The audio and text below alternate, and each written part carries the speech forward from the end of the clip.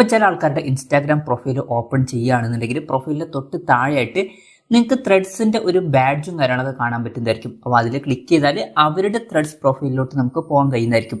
അപ്പം ഈ ഒരു വീഡിയോയിൽ നമ്മൾ നോക്കാൻ പോകുന്നത് ഇതുപോലെ ഇൻസ്റ്റാഗ്രാം പ്രൊഫൈലിൽ എങ്ങനെ ത്രെഡ്സിൻ്റെ ബാഡ്ജ് നമുക്ക് ആഡ് ചെയ്യാം എന്നുള്ളതിനെ കുറിച്ചിട്ടാണ്. അതിന് വേണ്ടിയിട്ട് ചെയ്യേണ്ട കാര്യം എന്താ വെച്ചാൽ ഇൻസ്റ്റാഗ്രാം ആപ്ലിക്കേഷൻ ഓപ്പൺ ചെയ്യുക.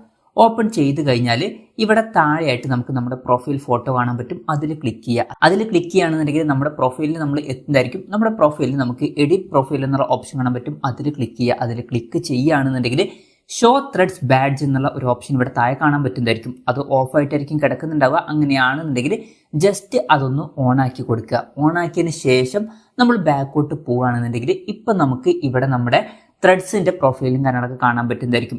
പിന്നെ ശ്രദ്ധിക്കേണ്ട ഒരു കാര്യം എന്താ വെച്ചാൽ ആദ്യം നിങ്ങൾ ഒരു ത്രെഡ്സ് പ്രൊഫൈൽ ക്രിയേറ്റ് ചെയ്യണം. എന്നാൽ മാത്രമായിരിക്കും ഈ ഒരു ത്രെഡ്സിൻ്റെ ഈ ഒരു ചിഹ്നവും കാര്യങ്ങളൊക്കെ ഇവിടെ കാണാൻ പറ്റുക. അതിന് ചെയ്യേണ്ട കാര്യം എന്താ വെച്ചാൽ ത്രെഡ്സ് ആപ്ലിക്കേഷൻ ഇൻസ്റ്റാൾ ചെയ്യുക. ഇൻസ്റ്റാൾ ചെയ്തതിന് ശേഷം ലോഗിൻ വിത്ത് ഇൻസ്റ്റാഗ്രാം എന്നുള്ളത് കൊടുക്കുക.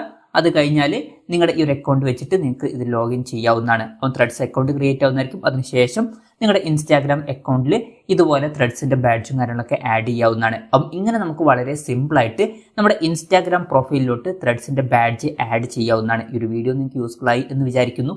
എന്തായാലും ഈ ഒരു വീഡിയോ പറ്റിയിട്ടുള്ള നിങ്ങളുടെ ജെന്യുവൻ ആയിട്ടുള്ള അഭിപ്രായം ജസ്റ്റ് ഒന്ന് കമൻറ്റ് ചെയ്യുക. അതുപോലെ തന്നെ ഇതുപോലുള്ള വീഡിയോസ് ഇനിയും കാണാൻ താല്പര്യമുണ്ടെന്നുണ്ടെങ്കിൽ ഈ ചാനൽ സബ്സ്ക്രൈബ് ചെയ്യാവുന്നതാണ്.